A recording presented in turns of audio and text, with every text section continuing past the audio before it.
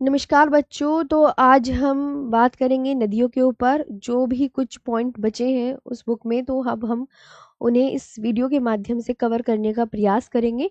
और ये जो किताब आप पढ़ रहे हैं, विश्वास रखना, ये भी एक बहुत इम्पोर्टेंट किताब है, एग्ज़ाम ओरिएंटेड है। और ये वीडियो भी आपके लिए एग्ज़ाम ओरिएंटेड है। बहुत ही महत्वपूर्ण चीज़ें हैं इसमें, सिलेक्टिव चीज़ें हैं, की पॉइंट्स हैं। आपको इसमें सभी की पॉइंट्स मिलेंगे। मतलब एक तरीके का निचोड़ है कि जो एग्ज़ाम ओरिएंटेड हो सकता है वो हम यहाँ पर आपके लिए लेकर आए। तो आज हम नदियों के विषय में बात कर लेते हैं। सबसे पहले लंबाई, जो कि बहुत इंपॉर्टेंट है। देखिए, सिंधु की लंबाई कितनी है? 3180 किलोमीटर।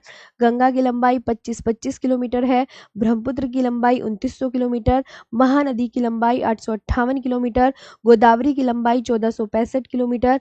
कृष्णा की लंबाई 1400 किलोमीटर है। कावेरी की लंबाई 800 किलोमीटर है। और नर्मदा की लंबाई 1312 किलोमीटर है। तापी नदी की लंबाई 724 किलोमीटर है। और सोन नदी की लंबाई 784 किलोमीटर है। सोन नदी की लंबाई 784 किलोमीटर है। इसके बाद यहाँ पर कुछ हम बात करते हैं नदियाँ व उनके उद्गम स्थान, कि कौन सी नदी कहाँ से निकल रही है। जैसे सिंधु नदी, तो सिंधु नदी का जो उद्गम होता है वो कहाँ से होता है, ये देखिए। तो आप बोलोगे मैम कैलाश पर्वत श्रृंखला से। सिंधु नदी किस झील से निकलती है? मानसरोवर झील से। और सिंधु नदी किस ग्लेशियर से निकलती है? तो बोखरचू ग्लेशियर से निकलती है। वहीं झेलम नदी का उद्गम कहाँ से होता है? तो वेरीनाग नामक स्थान से होता है।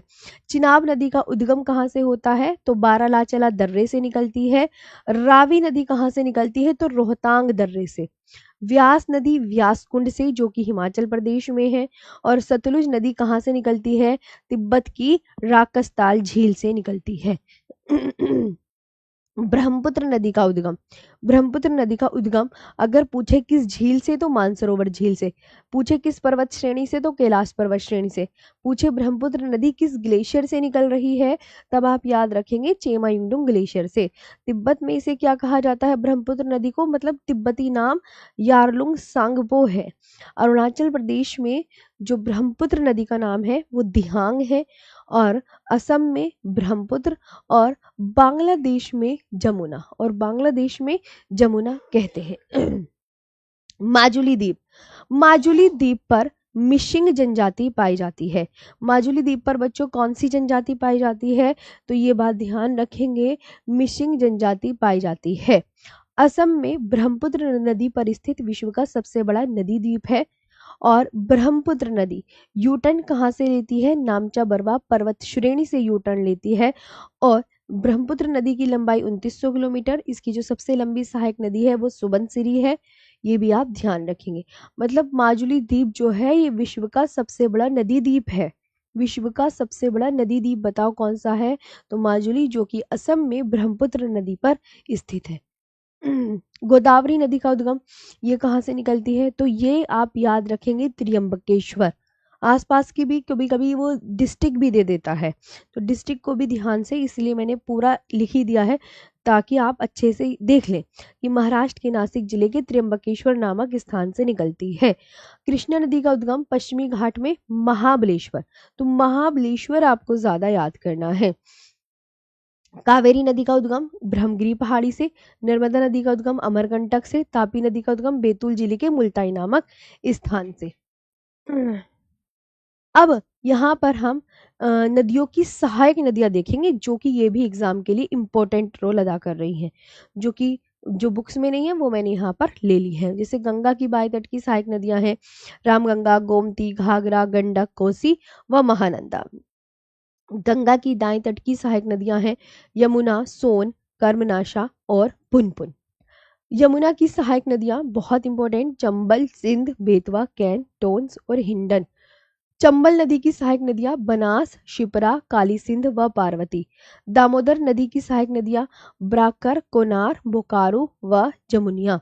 सिंधु की बाएं तट की सहायक नदियां हैं झेलम, चिनाब, रावी, व्यास, सतलुज, श्योक, जास्कर व द्रास।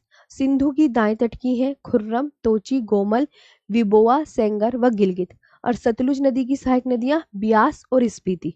ब्रह्मपुत्र की बाएं तट की सहायक नदियां हैं दिबांग, लोहित, धनसिरी, कपिली, बराक व बूढ़ी दिहांग। दाएं तट की सहायक नदियां हैं सुबनसिरी, कामेंग, मानस, अमो, संकोश और तिस्ता। गोदावरी की सहायक नदियां प्राणहिता, पूर्णा, पैनगंगा, वैनगंगा, वर्धा, मंजीरा, इंद्रावती, मनेर, सबरी व परवरा। कृष्णा नदी की सहायक नदियां हैं तुंगभद्रा, भीमा, कोयना, यरला, वर्णा, पंचगंगा, मूसी, दूधगंगा, घाटप्रभा व मालप्रभा। कावेरी नदी की लोकापावनी, लक्ष्मण तीर्थ, स्वर्णवती, भवानी, अक्रावती, अमरावती, हेमवती, शिमसा व काबिनी। नर्मदा नदी की शेर, दूधी, शक्कर, तवा, बरना, गंजाल, ओरसंग व बंजर।